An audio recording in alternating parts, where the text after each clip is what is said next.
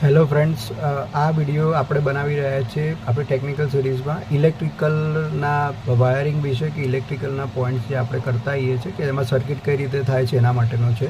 એટલે તમે આ વિડીયો પ્રોપરલી શાંતિથી જોજો તો તમને ડિટેલમાં સારું એવું નોલેજ એમાં મળશે.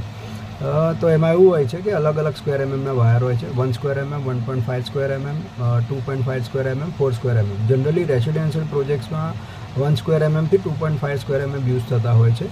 ઘણી વખત એસી માટે ને એ બધા માટે 4 સ્ક્વેર એમએમ યુઝ કરતા હોય છે, પણ એ બહુ વધારે લોડિંગ હોય ત્યારે થતું હોય છે. હવે આપણે સમજીએ કે 1 સ્ક્વેર એમએમ ક્યાં યુઝ થાય છે, 1.5 સ્ક્વેર એમએમ ક્યાં યુઝ થાય છે અને 2.5 સ્ક્વેર એમએમ ક્યાં યુઝ થાય છે.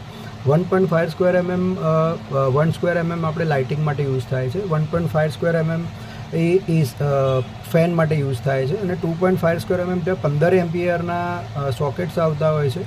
એ મેઇનલી એસી, ફ્રીજ, વોશિંગ મશીન, ગીઝર એ બધા માટે યુઝ થતા હોય છે. ત્યાં 2.5 સ્ક્વેર એમએમ યુઝ થાય છે અને એક સર્કિટ બનતી હોય છે. સર્કિટ એનો મતલબ એવો કે તમારા જેટલા બી રૂમ્સ હોય, જેટલા તમારા હેવી પોઈન્ટ્સ હોય, એ બધામાંથી એક સર્કિટ તમારા ડિસ્ટ્રીબ્યુશન સુધી જવી જોઈએ.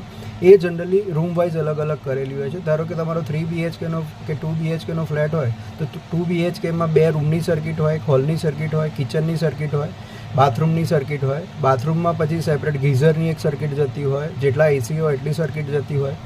એ રીતે સર્કિટ સેપરેટ કરીને દરેક સર્કિટ તમારા ડિસ્ટ્રીબ્યુશન બોર્ડ સુધી જવી જોઈએ.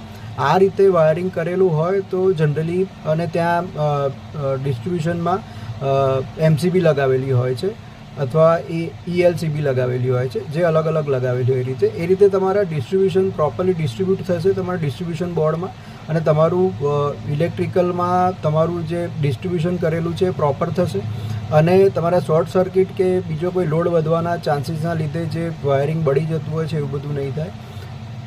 એટલે આ રીતે તમે થોડું ધ્યાન રાખીને કામ કરશો તો તમારે ઇલેક્ટ્રિકલના કામ સારી રીતે થશે.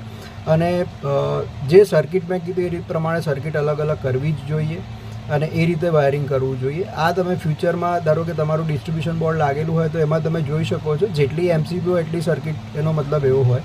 તો તમે MCB ના નખાવ્યું હોય કે ડિસ્ટ્રીબ્યુશન બોર્ડ ના કર્યું હોય તો ડિસ્ટ્રીબ્યુશન બોર્ડ હંમેશા લગાવવું જ જોઈએ, મારું પર્સનલી એવું માનવું છે.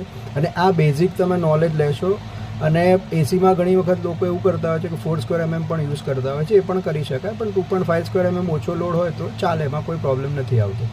આ વિડીયોમાં આપણે આ બધું ઇલેક્ટ્રિકલના વાયરિંગ વિશે સમજ્યું. આના વિશે તમારે બીજું કંઈ નોલેજ લેવું હોય અથવા કંઈક તમારે વધારે જાણવું હોય તો તમે મને DM કરી શકો છો. Thank you very much.